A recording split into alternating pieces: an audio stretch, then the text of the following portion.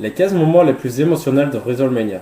WrestleMania 33 est juste au coin de la rue, et on est maintenant à quelques jours du plus gros événement de l'année, et ce sera une nuit épique. WrestleMania est toujours la partie la plus importante du calendrier de la lutte, et il fournit toujours certains des moments les plus mémorables de l'univers de la WWE. Au cours des 33 dernières années, il y a eu des moments incroyables de WrestleMania que l'univers de la WWE a apprécié de remonter et de se rappeler. Il y a une raison pour laquelle cela est considéré à la fois le plus grand et le meilleur événement de l'année. Non seulement WrestleMania est mémorable pour le plus grand moment de l'année, mais il y a aussi quelques-uns des moments les plus émotionnels de l'histoire de la WWE qui se sont produits sur la plus grande scène de toutes.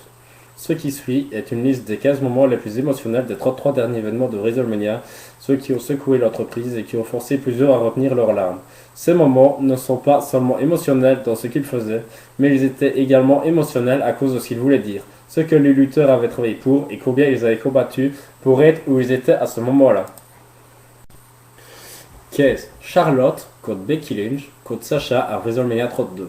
Charlotte a défendu son championnat féminin renouvellement dévoilé à WrestleMania pour la première fois de retour à WrestleMania 32, dans ce qui est largement considéré comme l'un des plus grands matchs féminins à un événement WrestleMania. Charlotte est la fille de Ric Flair et a travaillé si dur au cours des dernières années pour prouver qu'elle mérite d'être là dans la position où elle est actuellement.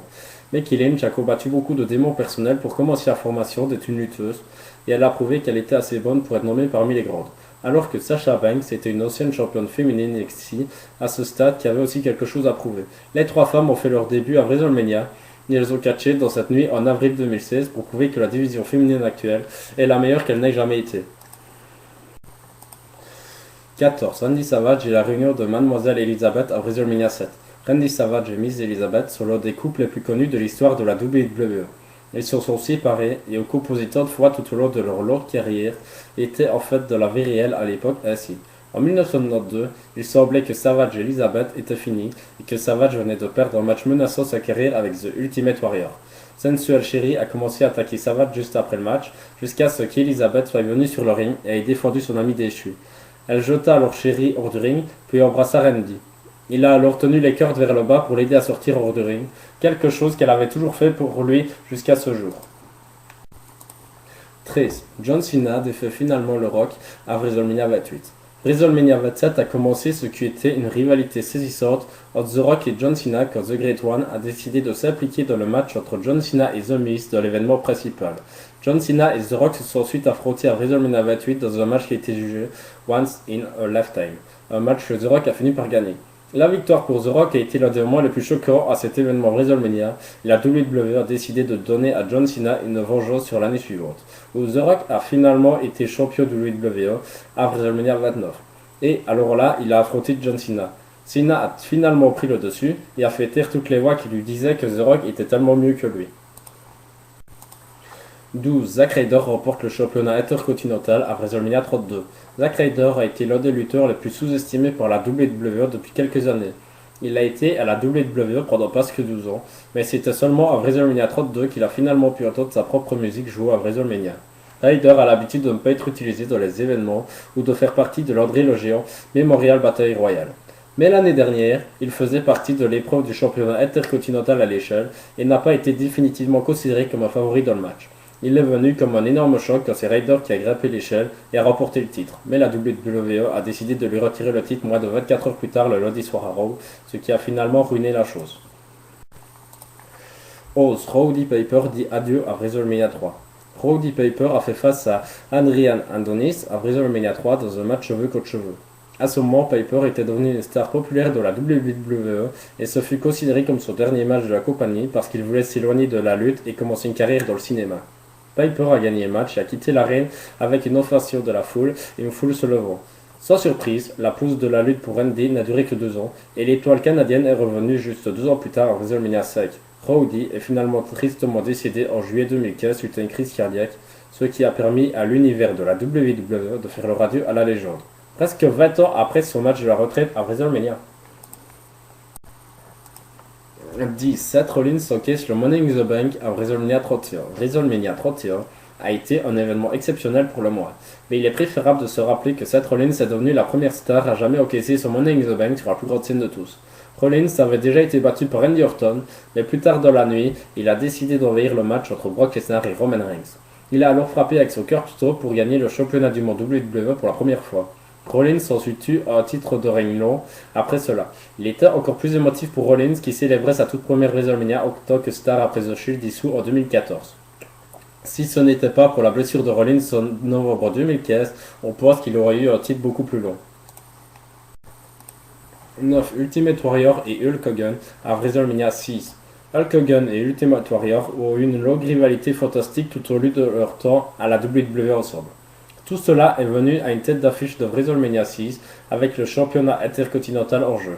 Hulk Hogan était le personnage populaire à l'époque, mais Warrior avait ses propres fans aussi. C'était la première fois qu'il y avait un match beau gars contre beau gars à la WWE, et il était très déroutant pour de nombreux fans. Il a mené beaucoup à l'univers de la WWE, allumant Hulk Hogan et encourageant plutôt Ultimate Warrior. C'était Warrior qui a gagné et a pris le titre de Hogan. Ceci était la première fois que Hulk Hogan avait été épinglé dans l'histoire de la WWE. Hogan remit le titre à Warrior et l'étreignit, ce qui était censé être sa façon de passer le flambeau à l'Ultimate Warrior. Shawn Michaels remportant le championnat de la WWE à WrestleMania 12. Shawn Michaels a toujours rêvé de devenir champion de la WWE. Sa rivalité avec Bret Hart est l'une des querelles les plus connues de la WWE grâce à l'arnaque de Montréal en 1997. Mais à WrestleMania de cette année-là, Bret Hart et Shawn Michaels ont eu l'un de leurs meilleurs matchs. Michaels et Hart se sont heurtés dans un match de 60 minutes, mais après l'heure qui était en hausse, aucun n'avait réussi à marquer un pinfall. Cela a entraîné un match de mort subite où n'importe qui marque un pinfall serait déclaré gagnant. Michaels a alors frappé de son Switchy Music pour remporter le match et son tout premier championnat de la WWE. C'était le rêve de Michael et il resta assis dans le ring quelques minutes plus tard juste en regardant le titre et capable de le croire lui-même. 7. Le dernier match d'Edge à WrestleMania 27. Edge a été contraint de se retirer prématurément de la WWE en 2011 quand il a été révélé qu'il souffrait de problèmes cervicaux qui signifiaient qu'il ne pouvait plus lutter à temps plein pour la WWE car un coup à son cou pourrait probablement potentiellement le faire paralyser pour le reste de sa vie. Quelques jours avant, Edge avait défendu avec succès son championnat du monde poids lourd à WrestleMania 27 contre Alberto Del Rio. Edge a été contraint de renoncer au championnat quand son diagnostic a été rendu public. En tant que 11 champion du monde, Edge a eu beaucoup de succès à la WWE. Et maintenant, l'univers de la WWE se souvient de son dernier match à WrestleMania comme la fin d'une incroyable carrière. 6. Rey Mysterio remporte le championnat du monde à WrestleMania 22.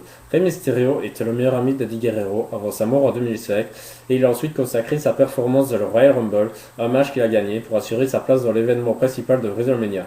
Il y avait des tours et des virages au haut du chemin qui a finalement inclus Randy Orton dans le match aussi. Mais à Chicago, le 2 avril 2006, Rey Mysterio a frappé le West Coast Pop sur Orton pour lever le championnat du monde pour la première fois en mémoire de son meilleur ami. Sa veuve Vicky Guerrero et son neveu étaient là pour fêter avec Rey Mysterio après le match et la reine a versé des larmes pour le Hall of Fame en 2006 où il a été intronisé. Rey a fait une course des sautes avec le championnat. 5. Daniel Bryan remporte le championnat du monde poids lourd à WrestleMania 30. Daniel Bryan a été le meilleur catcheur de la WWE pour la meilleure partie de 2013-2014.